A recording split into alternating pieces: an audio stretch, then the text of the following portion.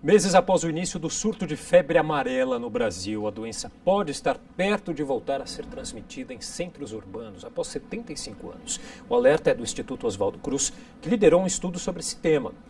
Para falar sobre o assunto, eu recebo agora a infectologista Ana Freitas Ribeiro, que é médica do Instituto de Infectologia Emílio Ribas. Olá, doutora. Obrigado pela presença. Boa tarde. Bom, o que ficou constatado, então, nessa pesquisa feita pelo Instituto Oswaldo Cruz? Essa pesquisa ela avaliou a possibilidade dos Aedes aegypti, que é esse nosso vetor da dengue, que vive nos centros urbanos, transmitirem também a febre amarela. Ela já existia desde 1900, quando acabou a febre amarela urbana, sempre foi transmitido pelo Aedes, mas como não há mais febre amarela, foi feita a pesquisa para ver se esses Aedes ainda podem transmitir a febre amarela urbana. E foi constatado que os vetores Aedes aegypti, eles têm condições de transmitirem, né? Então foram pegos vetores do Rio de Janeiro, Goiás, Manaus e foi avaliado, introduzido o vírus e visto se eles ainda poderiam virar um transmissor da febre amarela urbana, o que foi constatado. Então essa possibilidade da transmissão urbana é viável nos centros urbanos, já que nós temos o vetor em abundância em vários locais no Brasil. Isso vale, então, para centros urbanos de várias regiões do país? Sim, qualquer região onde há Aedes aegypti, né, a infestação vai ter possibilidade dessa início de transmissão urbana. Mas para isso precisa de um doente vir de uma região silvestre, que é onde hoje nós poderíamos ter a doença, vir para uma área urbana. Durante esse início da doença, o vírus está no sangue, esse vetor Aedes picando essa pessoa, ele vai poder iniciar uma transmissão urbana, infectando outro humano, né? De humano, vetor humano. Procede essa informação que cidades litorâneas o risco é maior? Na verdade, hoje, nós não temos a febre amarela urbana no Brasil, nós temos a febre amarela silvestre, portanto, não é no ambiente urbano onde se pode pegar a febre amarela. E sim nas áreas silvestres de matas, né? Não são mais só matas, floresta amazônica, que também tem um risco, mas pequenas matas que estão, às vezes, perto de cidades, né? Então as pessoas vão, por exemplo, a ambientes de cachoeiras, tomam banho, e lá o vetor silvestre, pica humano, pode transmitir a febre amarela, se a pessoa não estiver vacinada. E se ela estiver vacinada, ela estará protegida da febre amarela, tanto silvestre quanto urbana. Agora, só para ficar claro, doutora, quais as diferenças entre a febre amarela silvestre e a urbana? Que a gente teve esse surto no começo do ano da febre amarela silvestre, né? E às vezes fica um pouco confuso entender a diferença entre uma e outra, né? Na verdade, a doença em si não tem diferença em termos de sintomatologia, em termos de gravidade. É só a transmissão mesmo. O tipo de transmissão, o vetor, o mosquito é diferente. No ciclo silvestre, é um vetor silvestre, tem o nome de hemagogo, sabetson, é outro vetor. Então, o humano, quando entra, né, nesse ambiente silvestre sem vacinação, ele pode estar sob risco de transmissão da febre amarela silvestre. Mas em termos de sintomatologia não vai ter diferença.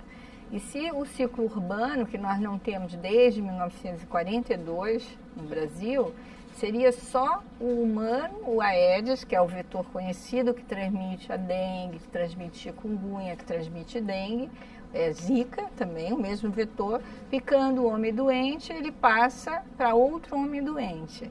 Então não há esse deslocamento para o ciclo silvestre. E no ciclo silvestre há um outro amplificador que chama, que é o macaco, o primata não humano, que também pode pegar a febre amarela e morrer. Então nós temos no Brasil esse ano, foi uma grande epidemia de febre amarela silvestre, onde houve a morte de vários macacos também, além de humanos. Infelizmente, nós tivemos mortes de pessoas também com febre amarela silvestre.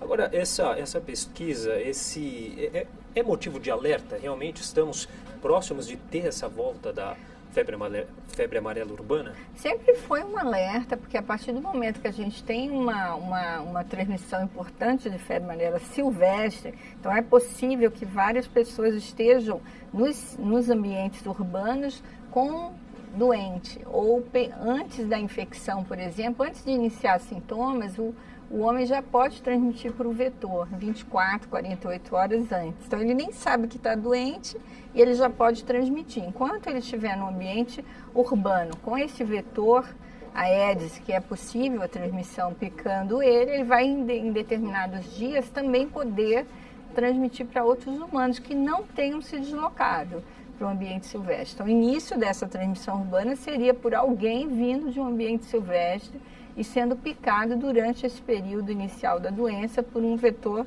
que seria o Aedes. Então, é possível? É. E quanto mais casos silvestres tiver, mais aumenta a chance.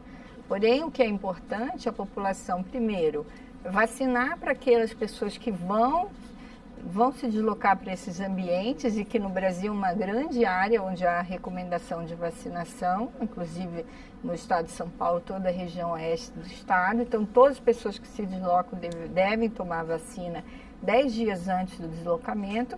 E na área urbana, a importância de evitar a infestação do Aedes, fazendo tudo o que a gente já sabe, que é eliminar os recipientes de água no ambiente doméstico, no seu ambiente periurbano, cuidando também da questão do lixo, né, que você deixa o lixo na rua, chove. Então, todos esses pequenas porções de água que a gente acha assim que não é possível, né, é possível sim que o vetor se inicie uma transmissão ali, e geralmente é no ambiente doméstico. São as mesmas recomendações que a gente tem por causa da dengue, até porque o mosquito é o mesmo, né?